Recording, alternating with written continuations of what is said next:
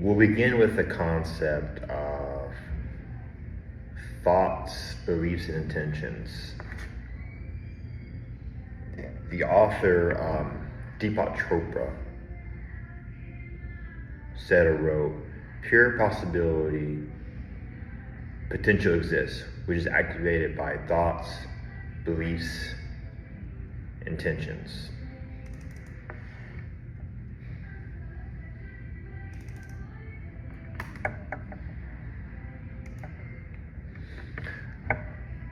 As I think and recall, the Bible says you become what you believe.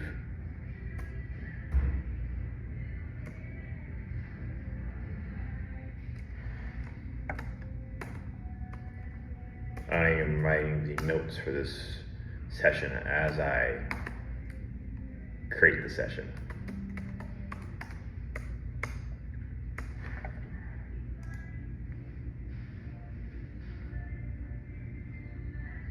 Why I'm beginning with thoughts, beliefs, and emotions, because perhaps the intangible things of life lead to the tangible.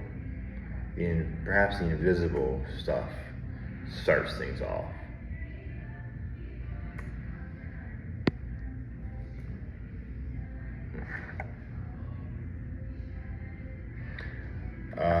Deepak Chopra said on Oprah's podcast, "Your thoughts, emotions, feelings are an activity that is happening in you."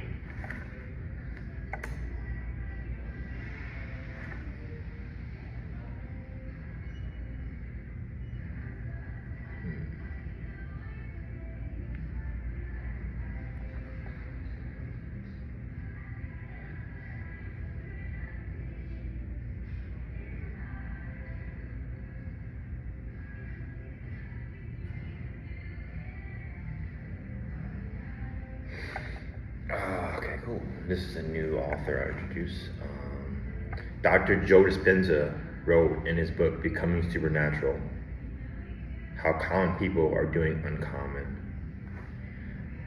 He says, I quote, "When your attention and therefore your energy is divided between outward objects, people, problems, issues, there is no energy left to put on your inner world of thoughts and feelings. So there is no energy left for use to create something new. How you think and feel literally create your personal reality."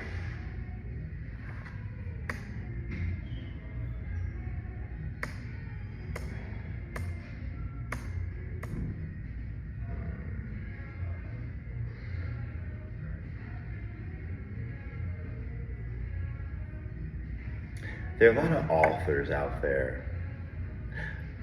Over the last 20 years, particularly after Oprah left the Oprah Winfrey Show and started the Oprah Winfrey Network, that they talk about creating and manifesting, but they don't get into specific details about how to do that within the marketplace. And they don't particularly give details about their own business endeavors, and they don't have business backgrounds. I want to state the point that many concepts, religious, spiritual, are valid, have some basis in scientific proof, some basis in science that are factual, some link there. But they may take longer to experience when you're conducting business in the marketplace. For example, you may feel confident about a sale, a transaction.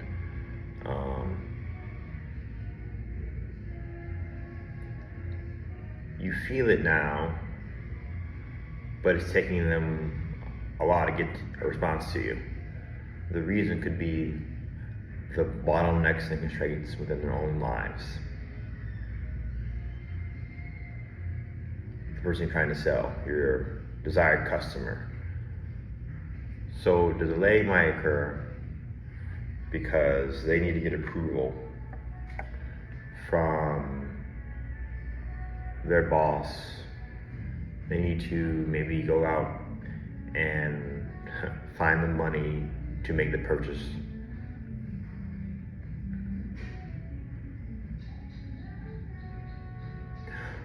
What I'm trying to communicate with you is that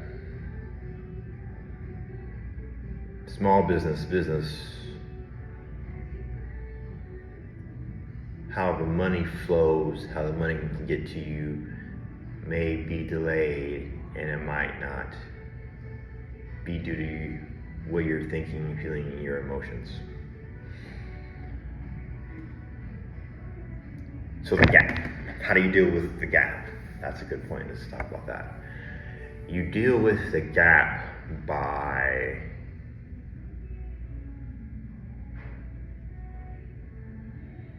not communicating your fear to others, not communicating your frustration to others, not expressing a lack or a deterioration of patience.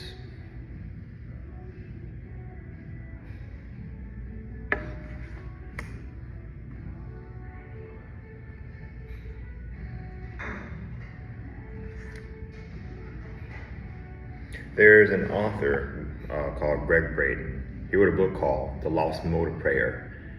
In the book he says, vibration technology called prayer entails thoughts, emotions, feelings. He tells you to direct the above three components of thoughts, emotions, and feelings.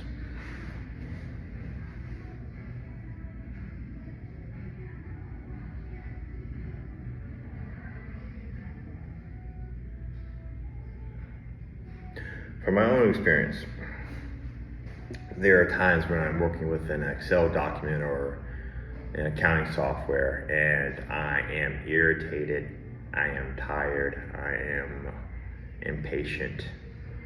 I'm trying to hurry up and be efficient in order to bill well per hour. That carries over and produces inaccuracies, and it produces errors. It has produced errors for me, it can produce errors.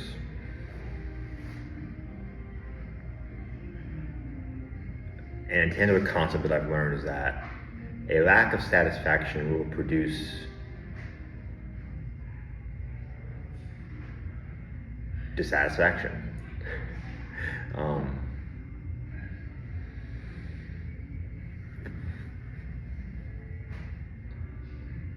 There was on social media, there was a reel, and I forget who it was. It was a restaurant startup, had success. He said he pays his team members around $25 an hour to help in the kitchen, and he says you gotta treat your employees well so they treat the business well. Dissatisfied employees, dissatisfied team members will be less concerned about the product. Their thoughts and their feelings will carry over into the customer experience.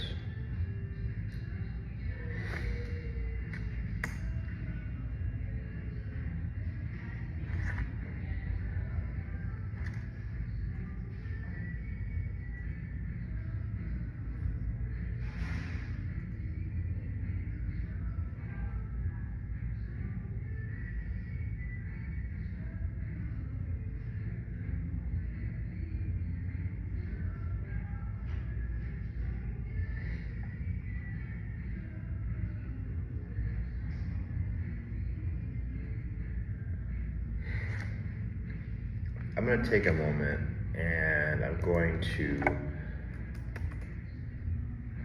segue.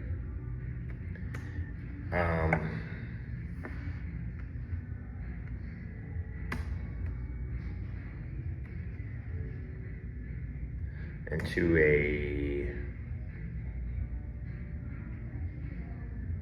I want to segue.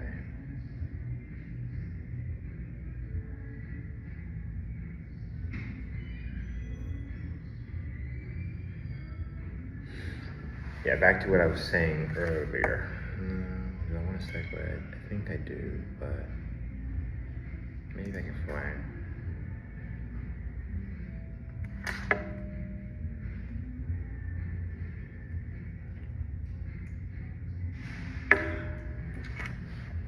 There we go.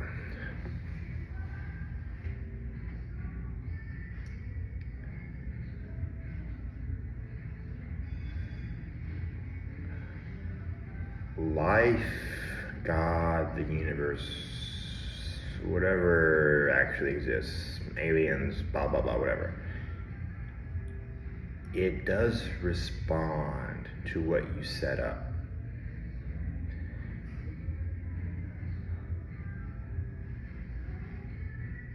Sometimes your lack of belief is the bottleneck and the constraint.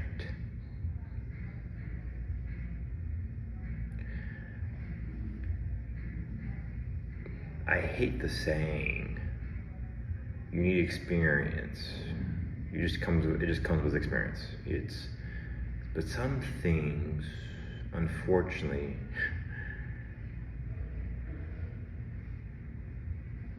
sometimes that's the only way for you to gain confidence or gain awareness. Especially if there's no one around you that has taken the risk, that has tried, that has put themselves there. If you have no one to ask,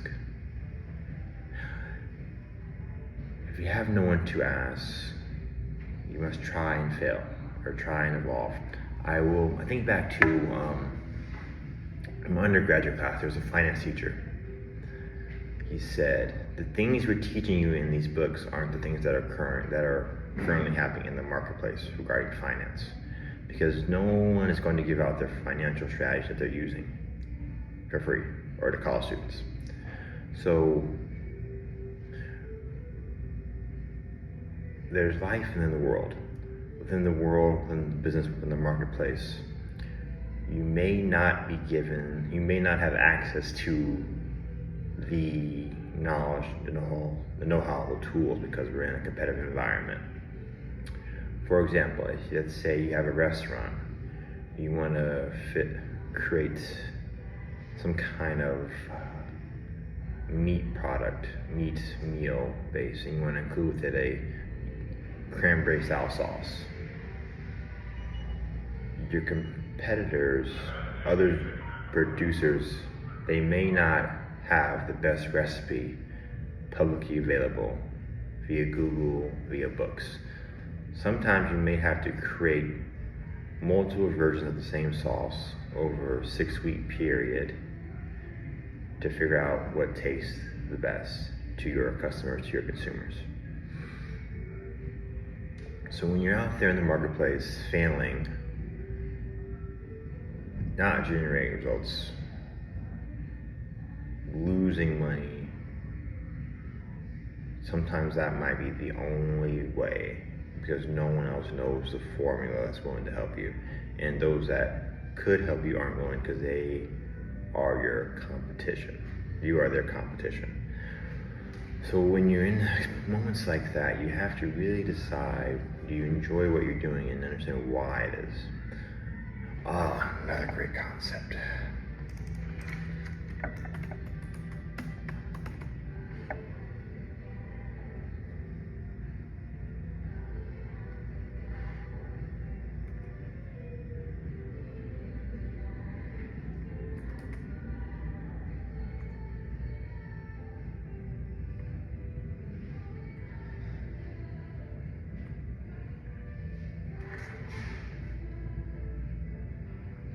I forgot who wrote that though.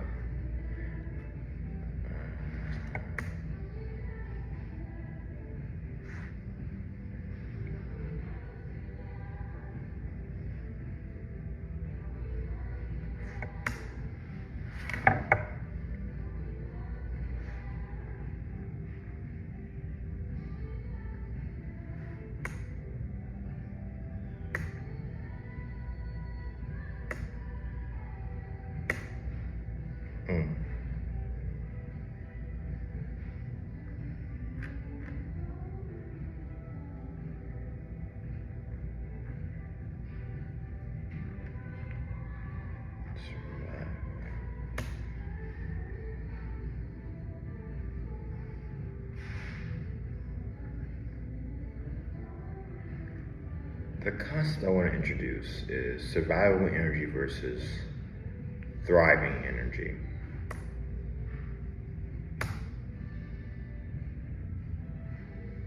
I want to credit a few authors with the concepts. I can't pull up a specific quote from my notes, so we're going to go with Deepak Chopra, Joe Dispenza, and Greg Braden. So, survival mode versus thriving. Some employees are just there to get a paycheck. They're just trying to pay rent, so they're going to bring in survival energy to their role. When you're dealing with that, it's good to have clearly defined job descriptions for them. These are the kind of roles where you review them every 3, 6, 12 months to see if they're performing you accordingly. Then there's thriving energy. Thriving energy, you want somebody in a thriving, you can see somebody when they bring thriving energy, when they're in a role that ensures, you want someone that has thriving energy for a role that ensures operational growth, that the operation is keeping up with the growth of the sales. You can also find thriving energy with team members within team member roles. They might go above and beyond the job description. They might be more easily accessible and available for additional work, volunteering. Thriving energy is, it's meeting the need and looking for more to do and accomplish within the business. Survival mode versus thriving. If you're in survival mode, as a business owner, you're making decisions just to get to the next month, next quarter, to pay the bills, to pay yourself, just to keep your head above water. Thriving is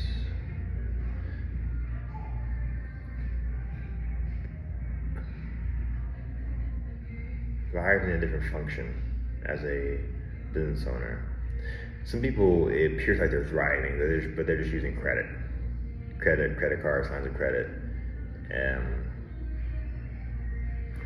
When you're truly thriving and not just spending yourself into debt, your expenses appropriately will match the operations. There won't be a lot of excess. You'll be making a profit or close to it, and you'll be able to maneuver. You'll be able to, from the profit and loss statement, then the P&L, you'll be able to see. Thriving requires, within a business, it requires that you know your financials, that you know your numbers, that you know how much you're spending to provide your service, provide your product, how much you need, so you know how much revenue you need to bring in to begin profiting. Thriving as a business owner, as a manager, requires you to know your numbers.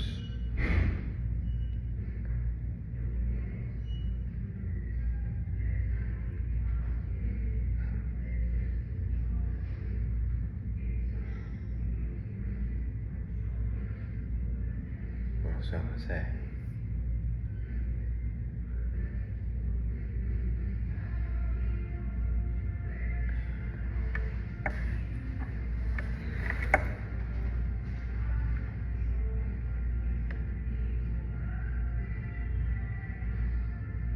Perhaps life, universe, whatever God there is, trying to respond to your attention, your frequency, your emotions, your thoughts and it's taking a while,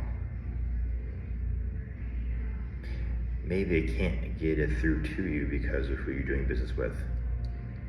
Again, the one person you want to sell, they might not be able to buy from you. Not in their budget, not in their power. They don't have enough time to get back to you. They're busy, they're distracted.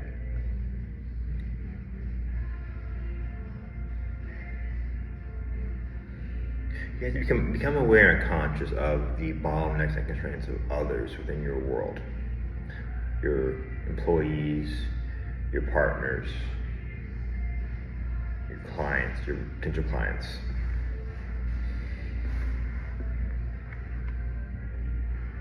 Don't get confused with a person's inability to follow through versus life's inability to follow through. Consider looking at various options to fulfill your needs. On your schedule, when you're making your schedule for your team, maybe have somebody on call. Say you got a crew, whether it's kitchen work, restaurant or a production crew. You need 4 people cooking, you need 4 people swinging hammers. Consider paying somebody to be on call, just in case someone else calls out because they're kids, or they're not producing fast enough that day because they're tired, because they work multiple jobs and your job isn't their priority. So their speed and efficiency is down when they're within your business. Again, become aware and conscious of the capacity of others around you.